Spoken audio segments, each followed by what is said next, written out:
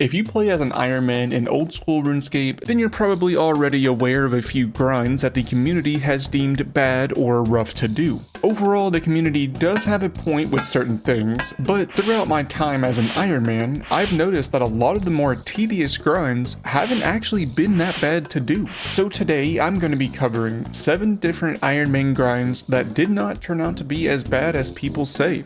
Let's go ahead and get right into the first one. Gathering seaweed and sand for blowing glass. I'm really not sure what it was about the idea of gathering sand and seaweed for glass blowing for me, but I absolutely refused to ever even try it. For months straight, I parked myself at shooting stars so I could get enough gym bags to level my crafting. And honestly, my plan did work for a while, but once I started getting to higher crafting levels, the time spent mining stars started to feel super slow and bad. And also, quick shout out to the Shooting Stars website, absolutely pops off and helped me get my mining levels up a ton, and also the gym bags did get me pretty far. So after I started to not want to do shooting stars, I decided to go ahead and see what all the hype was about and planted some seaweed spores. I used to not know how to even get here, but a recent update added this nice little shortcut to the dive boat, and now planting seaweed is super convenient to do after I do birdhouse runs. Mining sand was also a pretty pleasant surprise since you get to just dump a ton of sand into the nearby grinder, and then whenever you're ready you can just take out all of your buckets of sand at one time. I think I used to think that I would have to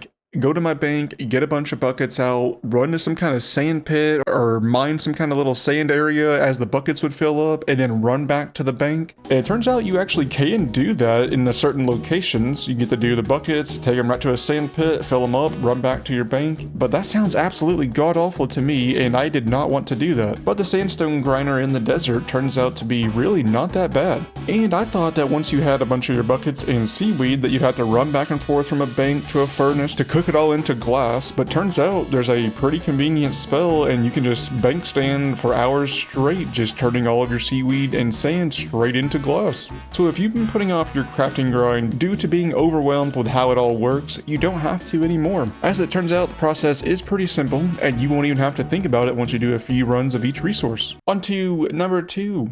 Leveling herblore. Leveling herblore is one of the more notoriously hard things to do as an Ironman, but somewhat recent-ish updates have made this grind a lot more bearable. Once I got to level 60 herblore, I started to do mixology because I heard that it's almost like mahogany homes, but for your herbs, as far as getting extra XP out of each one goes. And it turns out that these people were mostly correct. Doing this activity does become repetitive without a doubt, but the extra XP from your herbs feels amazing. You don't want to use your important herbs here since you don't have a way of getting them back after you use them in the minigame, but being able to get good usage out of herbs that usually just sit in my bank was a great feeling. And the rewards you unlock here are insane. So far, I've only unlocked the potion storage, which I know might be controversial since everyone thinks that goggles are better, and they might be, but I mainly wanted increased bank space at the time, and the potion storage gave me 40 extra spots. So I got some insane XP all the way to level 70 so I could do Song of the Elves, and I earned a bunch of bank space while doing it. I can't say that mixology 100% fixes the herblore grind, but it will definitely get you further than not using it. On to whichever number we are on now, Corrupted Gauntlet.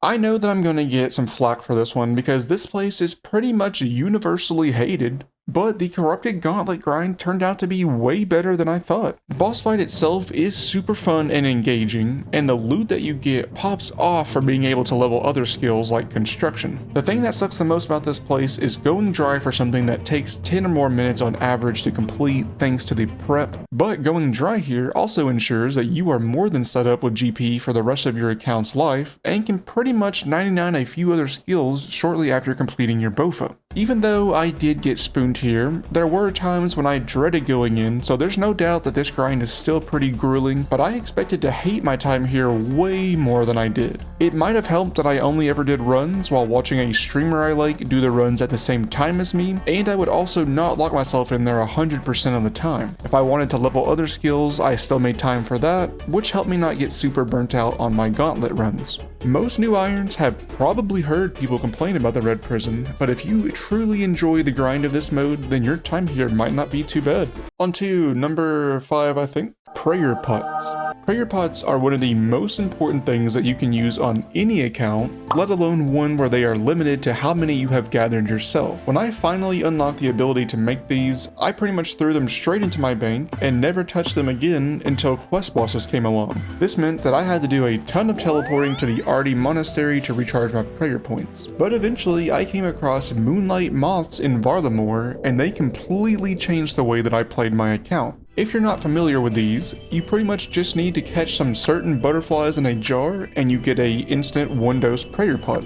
If you add some hunter meats to the jar, you get a 2-dose potion, and this may not seem like much, but the 2 doses have gotten me so far. I use them for a lot of bossing, I use them for tormented demons, demonic gorillas, Zulra. Honestly, you could probably even get away with using them in raids. Every now and then I'll spend 30-ish minutes on gathering these mixes, and usually end up with a few hundred jars that will last me many weeks. On to number 6 at this point, it's gotta be Expert Mining Gloves. I have recently completed my Expert Mining Glove grind, and at the start of it, I decided to add this activity to this video, but the longer I went for these gloves, I quickly realized that the community might be right on this one. The reason that I am keeping this grind in this video though, is because you don't have to lock yourself to power mining iron for 12 hours straight to get them like I tried to. If you have high enough mining, you can actually just mine amethyst in the same area for a much slower but much chiller grind. Doing amethyst instead does add like 40-ish, maybe even 50 hours to getting these gloves, but if you're a big AFKer and need the amethyst someday anyways, then you'll hardly feel the pain of getting your unidentified minerals. But if you go the power mining iron route, well, good luck to you. On to possibly actually number 6 now. I have just messed this count up so bad. One major upgrade players can get for their inventory would be getting a rune pouch, but this being locked behind either a ton of Slayer points or grinding LMS turns a lot of people away from getting one. Luckily for these players, LMS is absolutely ran by bots, and a lot of them are the pretty basic ones that you can kill super easily. Over the course of a day, I would just spawn in, kill the first person that I got in a fight with, since most of the time they would be a bot, and then I just ran around and looked for other bots to fight until the game ended. Hardly any skill needed at all, and as someone with literally 0 PvP experience at the time, I got my rune pouch in a single day with this method. Alright boys, turns out if you're bad at LMS, don't actually come here. I think they may have taken out all of the bots in this mode. Yeah, look at these guys talking about it right now. It seems that there are no more bots, it's all sweaty PKers, so absolutely good luck if you guys go this route. I've seen a lot of people complain about not wanting to dump a ton of Slayer points for this, but also not wanting to try and do any LMS for it, and that's understandable, but LMS isn't nearly as bad as people think. I believe there's even been an update recently, and you can now actually get the rune pouch from the Mage Training Arena, so this grind might be even more doable than before. So no more putting off your rune pouch, save that inventory space.